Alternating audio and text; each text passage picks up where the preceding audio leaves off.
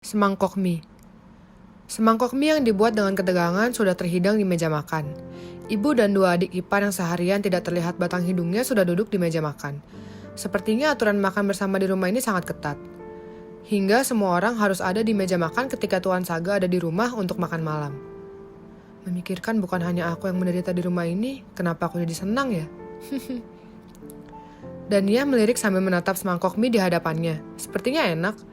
Apa rasanya bisa seenak taburan micin mie instan ya? Saat Saga sudah meraih sendok dan mulai makan, semua mengikuti gerakannya. Bahkan ibu mertua juga. Wah, aku benar-benar merasa sedikit terhibur karena aku benar-benar bukan orang yang paling menderita di rumah ini. Dan dia mulai makan mie di hadapannya.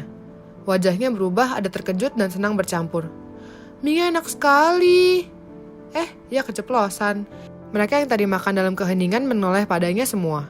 Termasuk Saga. Mie enak sekali suamiku. Terima kasih sudah memberiku kesempatan makan mie selezat ini. Aku pasti benar-benar gila. Bagaimana aku bisa bicara dengan kalimat seindah itu? Ibu mertua dan kedua adik iparnya menatap sebal dan iya. Bagaimana wanita itu bisa bicara setenang itu dengan Saga? Begitu yang ada di pikiran mereka. Kalau kau suka, kau bisa minta pelayan membuatkanmu mie setiap hari. Saga bicara. Wajah kepala pelayan yang berdiri di belakang Saga langsung berwajah pias. Dalam hati Dania tertawa. Ya, Pak Mun adalah orang yang akan paling menderita di sini. Kalau sampai menu mie ini harus ada setiap hari. Tidak apa suamiku, saya juga suka mie instan XX. Dan dia menyebutkan merek mie instan keluaran pabrik milik Antana Group. Aku menyelamatkanmu Pak Mun, bersikap baiklah padaku ke depannya. Dan dia menatap Pak Mun sekilas, wajah piasnya sudah menghilang. Kesunyian kembali tercipta di meja makan. Semua hanya fokus pada mangkok mie di hadapan mereka.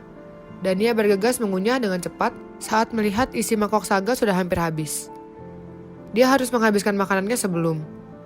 Terlambat, Saga sudah meletakkan sendoknya, mengambil selembar tisu dan membersihkan mulutnya. Dia sudah selesai makan. Saat dia bangun dari duduk, dan dia refleks bangun juga, walaupun mie di dalam mangkoknya belum habis. Habiskan makananmu, Saga melirik Dania yang sudah berdiri dan duduk. Baik.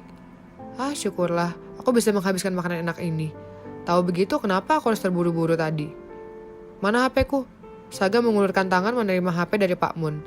Lalu ia berjalan menuju ruangan kerjanya diikuti Pak Mun dari belakang. Setelah Saga masuk ke dalam ruangan kerjanya, kenapa aura di meja makannya berubah drastis begini ya? Ada hawa dingin yang tiba-tiba datang memenuhi udara di ruangan ini. Dan ia masih memilih menunduk dan menghabiskan makanannya. Dia tahu sebenarnya mata ibu dan dua adik iparnya sedang memandangnya. Kamu benar-benar tidak mengenal takut ya? Dan dia tidak menggubris, dia masih makan dengan tenang. Kakak ipar. Saat tahu ia yang diajak bicara, dia menengokkan kepala, sambil menyendok suapan kuah mie terakhirnya. Ada apa adik ipar? Masih bicara dengan tenang sambil senyum sejuta watt. Bagaimana kau bisa seberani itu bicara pada Kak Saga? Apa? Seberani itu? Memang aku bicara apa? Tidak tahu apa aku selalu berusaha menundukkan kepala dan bicara dengan pilihan kata yang paling baik agar kakakmu yang seperti raja itu tidak marah atau tersinggung. Aku bahkan harus hati-hati walaupun hanya bernafas di sampingnya. Kau bilang itu berani. Aku tidak paham maksud adik ipar apa. Berhenti menyebut Kak Saga suamiku. Itu lancang sekali. Lalu aku harus menyebut dia apa? Mereka saling berpandangan bingung. Benar juga, wanita di hadapan mereka ini kan istrinya. Tentu wajar saja kalau dia memanggil Kak Saga suamiku. Tapi itu terdengar sangat menyebalkan di telinga mereka. Karena tidak bisa menjawab pertanyaan Dania, mereka hanya melengos. Tapi kamu jangan besar kepala ya. Kak Saga sama sekali tidak menyukaimu. Benar? Kak Saga sedang menunggu wanita yang dicintainya kembali. Kalau kekasih Kak Saga kembali, kamu pasti akan ditendang dari rumah ini. Keluar dan kembali ke asalmu, kampungan. Aku menantikan saat itu adik ipar dan ibu. Saat aku ditendang dari rumah ini, saat aku dibuang dari tempat mengerikan ini. Itu akan menjadi saat paling membahagiakan bagiku. Seperti apa ya rupa wanita yang disukai Tuan Saga itu? Dan dia tenggelam dalam pikirannya sendiri, tidak mendengar apa yang dikatakan ketiga wanita di meja makan ini.